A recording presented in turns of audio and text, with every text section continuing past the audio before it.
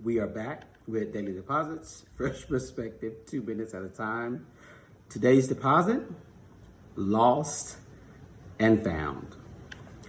There are some things in all of our lives that if you were to ask us right now, we would say, oh man, I can't live without it. Like, it's necessary. It's a necessity. I gotta have it. It could be a person, it could be a place, it could be a thing, doesn't matter what it is.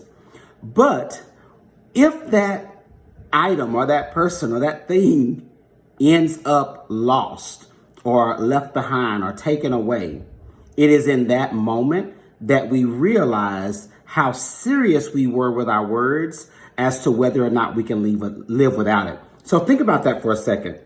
Depending on what it is, if you leave it in a vehicle or you leave it in a restaurant or you don't interact for a certain amount of time and you in that moment have to weigh it, there are some things we go back for. We start making phone calls. Hey, did I leave this in your car? Hey, did I leave this at your restaurant? Oh my goodness, I haven't talked to you. We do a lot of legwork because that thing means the world. I gotta get that back.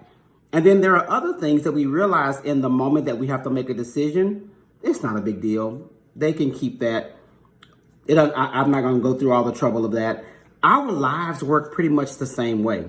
Just like when things end up in the lost and found, we reassess. Do I want to put all that time, effort, and energy into reclaiming it? Or is it really something that now that I think about it, it's fine. It's not a big deal. I can just let that go. Do some inventory with your life. Figure out where those areas are, and you'd be surprised how many things we put a lot of value on that shouldn't have much value in our lives at all. We'll see you tomorrow for our next Daily Deposit.